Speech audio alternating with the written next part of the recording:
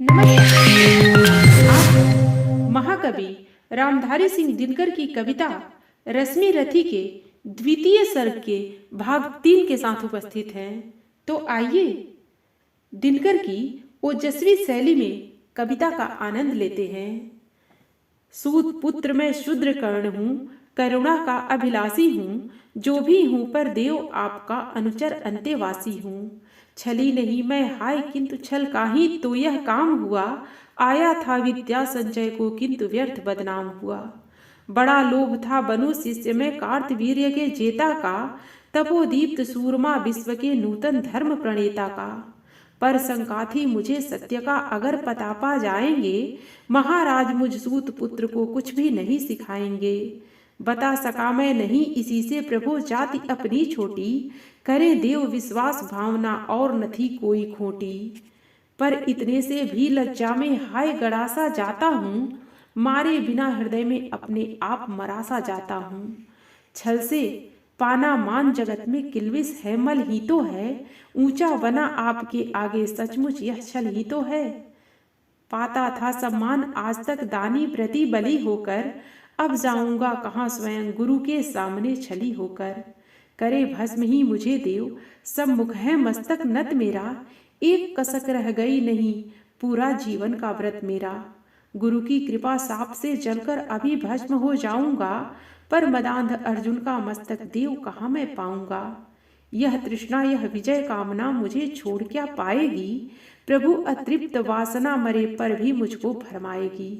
दुर्योधन की हार देवता कैसे सहन करूंगा मैं, अभय देख अर्जुन को मरकर भी तो रोज मरूंगा मैं।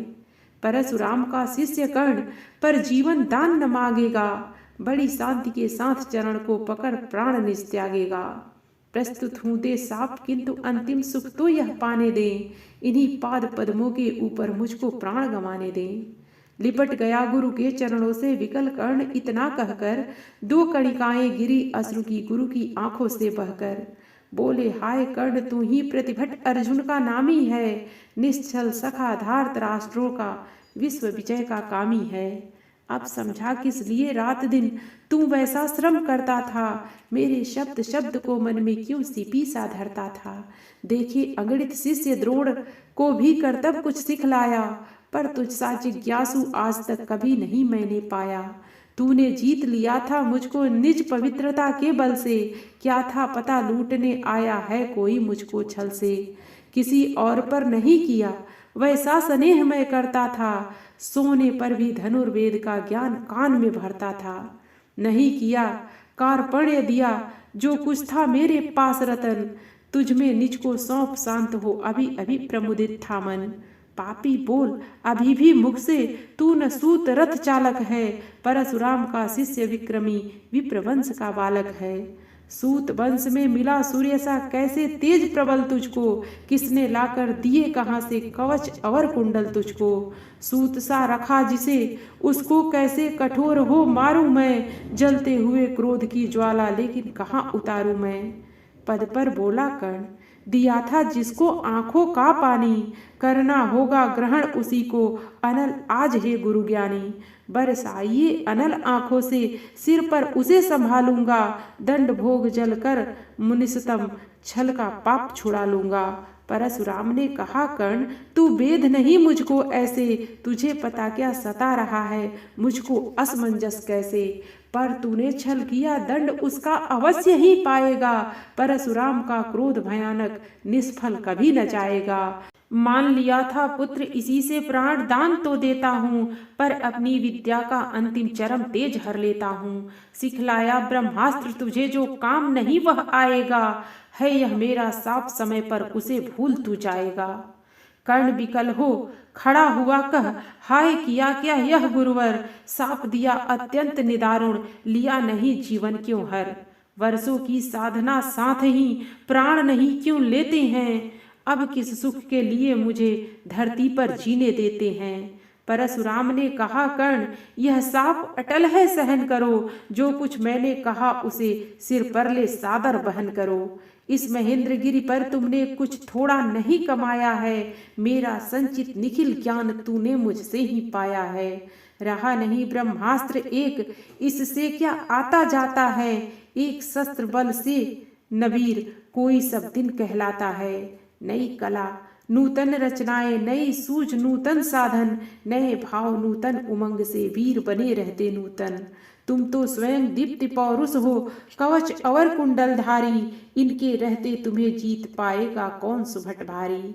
अच्छा लो बर भी कि विश्व में तुम महान कहलाओगे, भारत का इतिहास कीर्ति से और धवल कर जाओगे।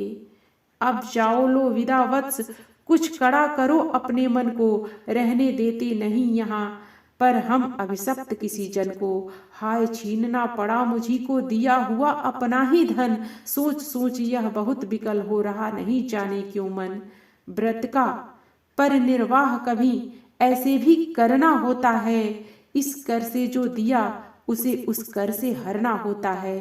अब जाओ तुम कर्ण, कृपा करके मुझको निःसंग करो, देखो मत यूं सजल दृष्टि से व्रत मेरा मत भंग करो। आह बुद्धि कहती कि ठीक था जो कुछ किया, परंतु हृदय मुझसे कर विद्रोह तुम्हारी मना रहा जाने क्यों जय।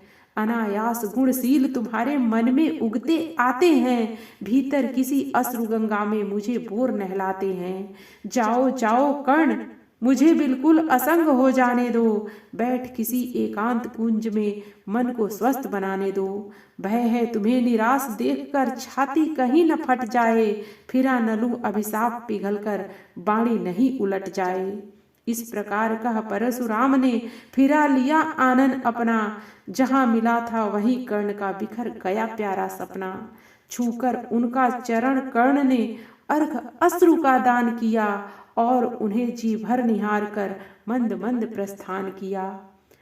परशुधर के चरण की धूल लेकर, उन्हें अपने हृदय की भक्ति देकर, निराशा से विकल टूटा हुआ सा, किसी गिरि श्रृंग से छूटा हुआ सा, चला खोया हुआ सा कर्ण मन में, कि जैसे चांद चलता हो गहन में। मित्रों, फिर मिलते हैं रश्मि रथी के तृतीय सर्ग के साथ। धन्यवाद।